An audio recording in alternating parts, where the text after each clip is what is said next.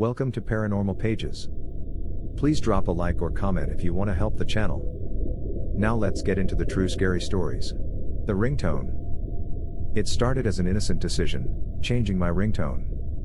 My old one had become grating, a repetitive chime that was losing its charm.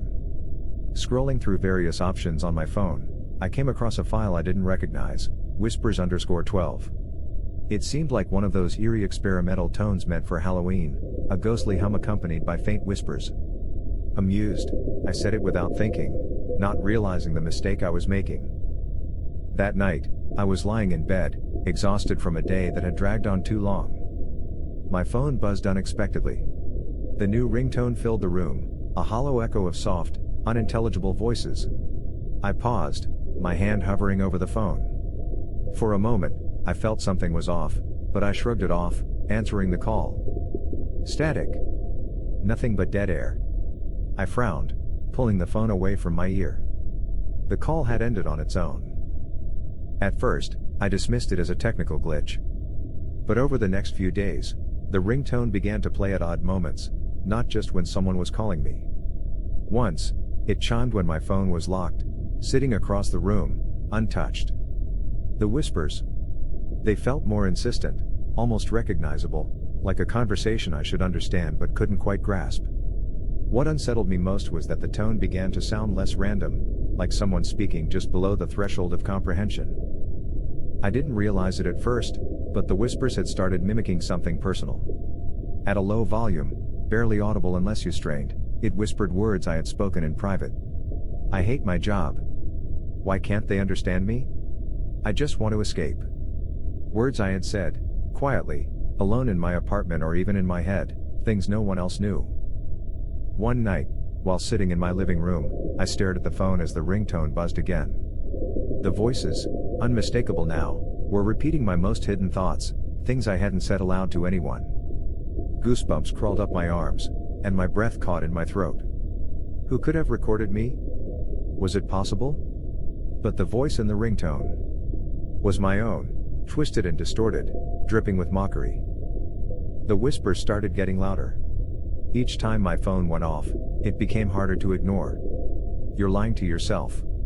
They don't care about you. The next time it rang, I found myself frozen, my pulse racing, unable to pick it up. There was something sinister in the voice, as though it wasn't just repeating my thoughts, it was taunting me, feeding off my fear. Something told me to stop listening, to delete the file. But curiosity had a hold on me. I couldn't bring myself to erase it. Each time it whispered, I felt it was trying to tell me something. Something dark, something I wasn't ready to hear. I tried to rationalize it, convincing myself that it was some sort of tech glitch or elaborate prank. But no one else had access to my phone. And besides, how could it be a prank when it was repeating things I had never spoken aloud? Every time the ringtone played, it would echo a thought from my past, private fears, old regrets, things buried deep. It wasn't just recalling them, it was warping them, twisting the meaning into something darker. One evening, I decided to record the ringtone when it played.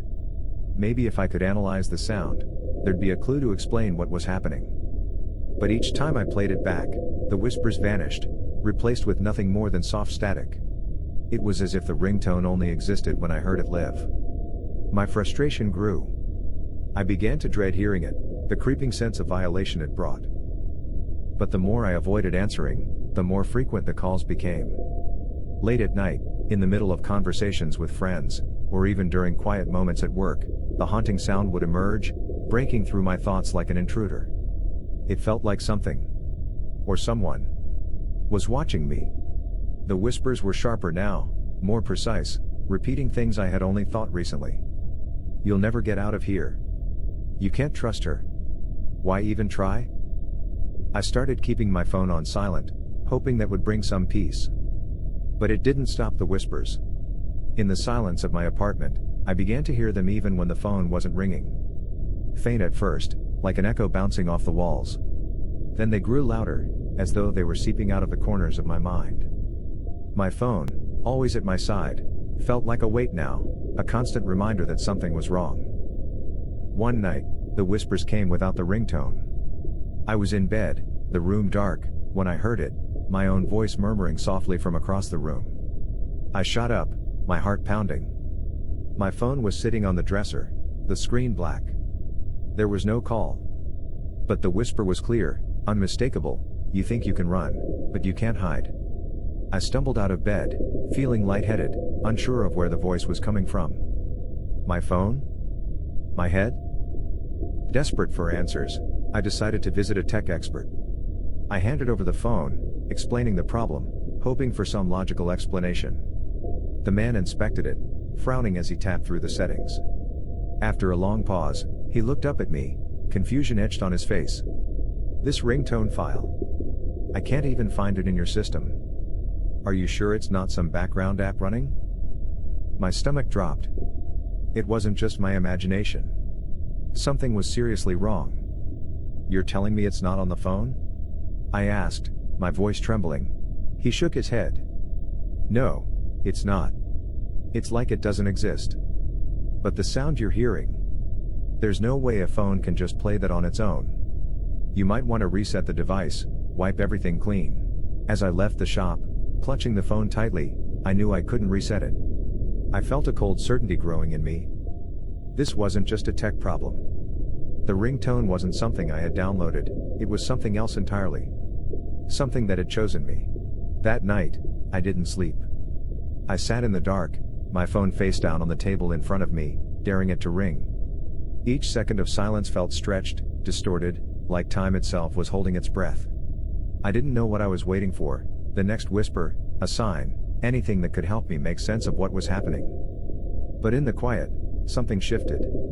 It wasn't the ringtone this time, it was a sensation, like I wasn't alone in the room anymore. The air felt heavier, pressing it on me from all sides.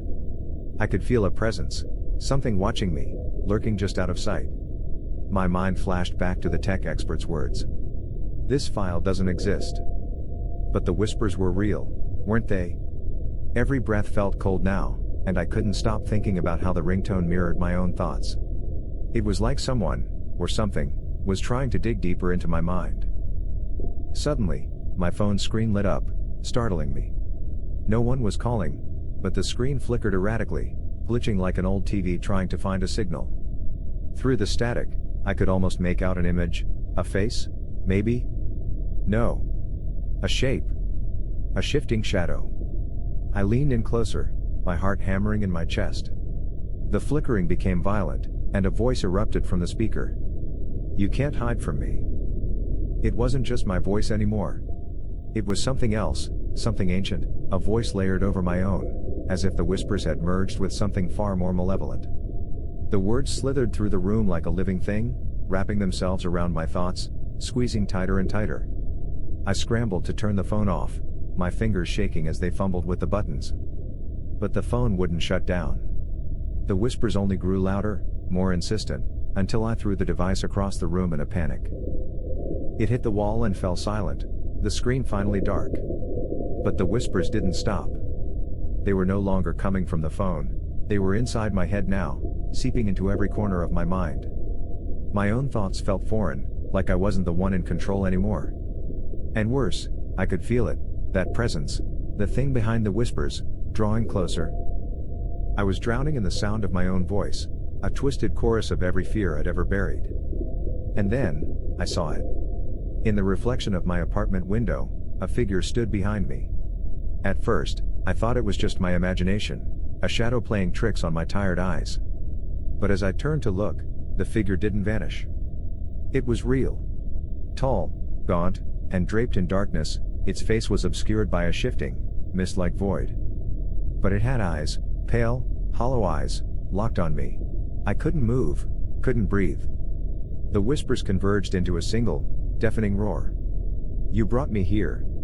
You invited me in. The figure's hand reached out, a cold, skeletal thing extending from the mist. Frozen in place, I realized, too late, what the whispers had been preparing me for.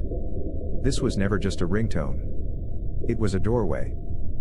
I was paralyzed, every muscle locked in place, as the figure loomed closer. The whispers became deafening, a cacophony of overlapping voices, my own words repeated back to me in that cold, taunting tone. It was no longer just my thoughts, It was everything. Every doubt, every secret fear, everything I had hidden even from myself, all laid bare before this thing. The figure's hand hovered inches from my face, fingers twisted and claw-like, pulsating with an unnatural darkness. I couldn't move, couldn't look away. It was as if the thing had rooted itself in me, feeding off my mind, my memories. The phone, lying shattered on the floor, buzzed again, its screen cracked but glowing, casting a faint light across the room. The whispers were everywhere, swirling, tightening like a vice around my skull. And then, without warning, the thing spoke, not in whispers this time, but in a deep, guttural voice that shook the very air around me. "You called." I answered. My mind was racing. Called? I never called anything. It was just a ringtone, something I downloaded for fun. But even as I thought it, I knew it wasn't true. The moment I had chosen that file, something had reached out, something that had been waiting for someone foolish enough to open the door. And I had done just that. The figure's eyes glowed brighter, hollow orbs that seemed to pierce straight through me. "You let me in," it whispered again, its voice slithering around me. "And now, I am part of you." The words sent a shiver down my spine. My thoughts no longer felt like my own. It was in my head, digging deeper, taking pieces of me, warping them. I couldn't take it anymore. With a surge of panic-fueled adrenaline, I lunged toward the door, desperate to escape. But the figure was faster. Before I could reach the handle, the room seemed to warp, stretching impossibly long, like I was running in slow motion. The thing stood still, watching me struggle, its dark form flickering in and out of reality. Suddenly, I felt the cold brush of its fingers on my back. I screamed, the sound swallowed by the ever-present whispers. My body convulsed as an icy chill spread through me, and I collapsed to the floor, shaking uncontrollably. My thoughts weren't my own anymore. The thing was inside me, twisting my mind, turning my memories against me. It was like drowning, but there was no water, just the weight of my own mind crushing me under the force of this thing's presence. "Your secrets are mine now," it hissed, its voice mingling with my own until I couldn't tell where one ended and the other began. I felt my identity slipping, my sense of self unraveling. I tried to fight, to push it out, but it was no use. The thing had rooted itself too deeply. And then, through the fog of whispers, I heard a sound, my phone, ringing again. I turned my head toward the shattered device. It was still glowing, still buzzing, even though it should have been destroyed. With trembling hands, I crawled toward it, the whispers growing louder, angrier. The figure loomed over me, its breath cold on my neck. "You can't stop it," it said, laughing softly. But I had to try. I grabbed the phone, ignoring the shards of glass cutting into my skin. I pressed the answer button, not sure what I was hoping for. As soon as I did, everything went silent. The whisper stopped. The figure froze. For a brief, terrifying moment, the world held its breath. And then I heard it, a voice on the other end of the line. But this time, it wasn't the thing's voice. It was mine. "Hello?" The voice said, a perfect mirror of my own, but filled with dread. "Who is this?" I didn't know how to respond. The thing above me leaned in closer, its breath chilling me to the bone. I could feel its hunger, its desperation to finish what it had started. And yet, something in me snapped. This was my mind. My life. I wasn't going to give it up without a fight. With all the strength I had left, I whispered into the phone, "You called me." The line crackled, and then the voice on the other end replied, "I know." The world around me shattered. Everything turned black as the thing reached into my chest, and in the final moment before I was consumed, I realized what it had been trying to do all along. The ringtone wasn't just a sound. It was a way in. And now, I had become part of the whisper. The phone slipped from my hand as the darkness claimed me. Somewhere in the distance, I heard the ringing start again. Hey! Subscribe for more true scary stories. Story 2. The Flowers of Isolation. It began on a Tuesday, in the early hours when shadows cling to the walls like secrets. I awoke, my neck stiff, my chest heavy with the residue of an uneasy dream. The room felt unnervingly still, as though the air itself had retreated to the corners, watching. It wasn't until I turned my head to the right that I saw it, the first flower. A single, dried petal lay on my pillow. At first, I didn't think much of it. Maybe I brought it in from outside, caught in my hair or my jacket. I brushed it off and went about my morning routine. By the time I returned from work, the strangeness of the flower had faded into the background. But when I went to bed that night, something gnawed at my thoughts. My apartment, small and unremarkable, was immaculate. I kept my life in order, no pets, no roommates, no one coming in or out but me. I had moved here after everything. After the last chapter of my life fell apart.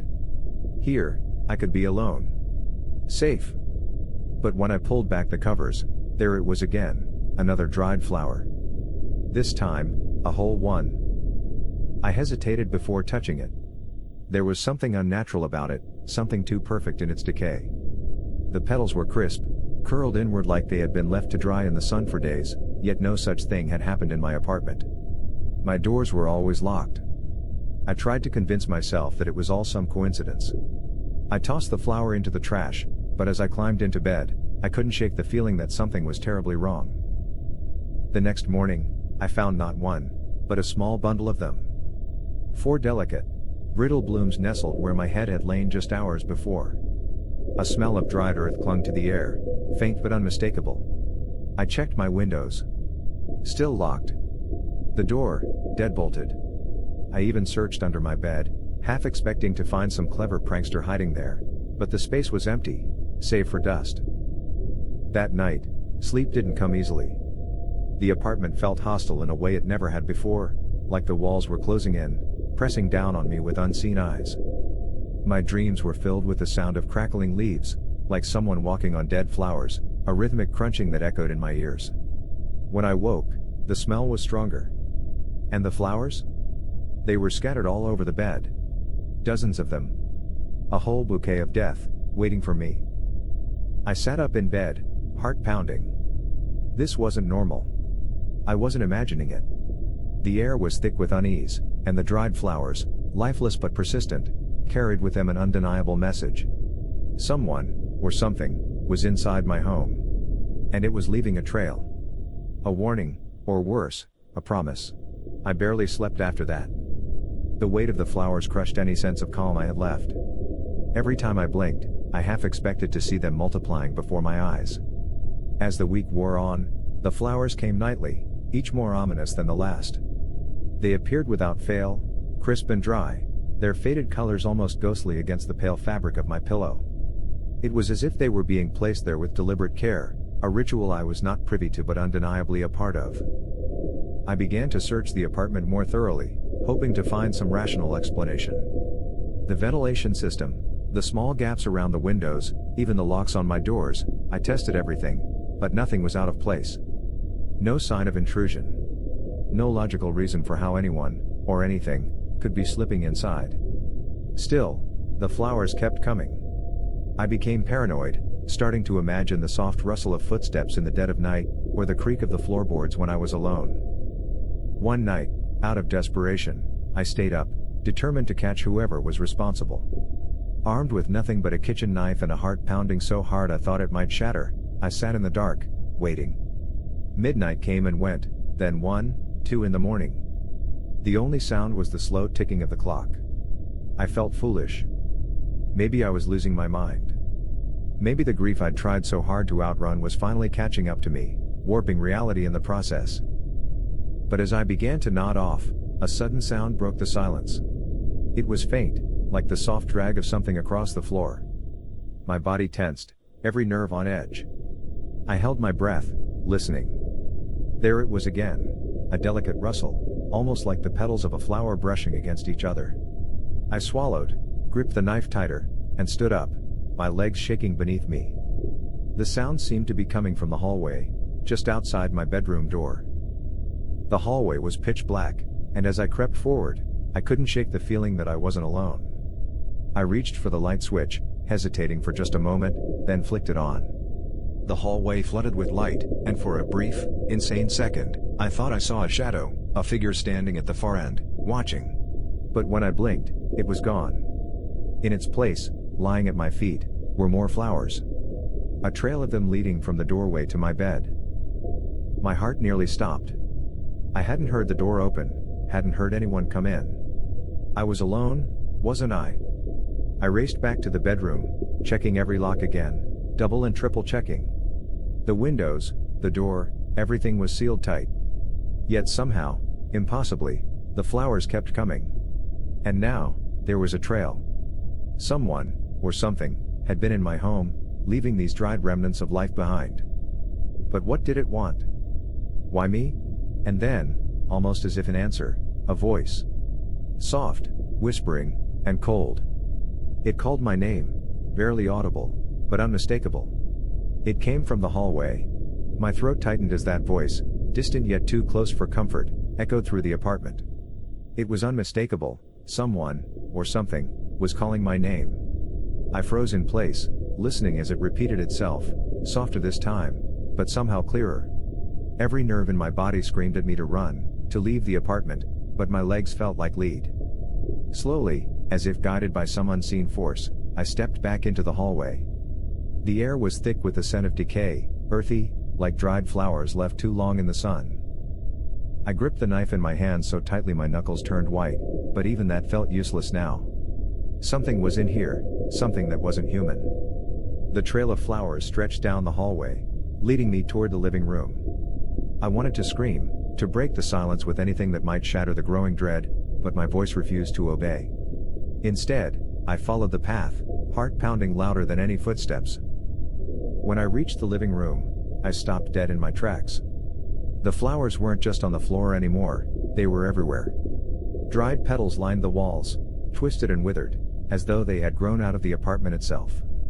The furniture was dusted with them, their brittle bodies covering every surface. But it was the center of the room that made my blood run cold. There, on the old wooden coffee table, sat a single fresh flower. Bright red, its petals perfectly formed, it stood out against the decay like a drop of blood in the snow. A chill crawled down my spine as I approached it, half expecting it to crumble into dust like the others. But no, this one was alive, vivid, pulsating with unnatural life. I reached out, hesitating, and then the whisper came again. Closer. The voice was clearer now, almost melodic, but dripping with malice. I jerked my hand back, stumbling a step. Something was wrong, terribly, deeply wrong. And then I saw it. In the reflection of the darkened window, something stood behind me. A shadow, vaguely humanoid, its features twisted and indistinct. It was tall, impossibly tall, with long fingers that curled into claws. Its face, or what passed for a face, was hidden beneath a veil of darkness, but I could feel its eyes on me, burning holes through my skin. I spun around, knife raised, but there was nothing there. Just the empty room, filled with dead flowers.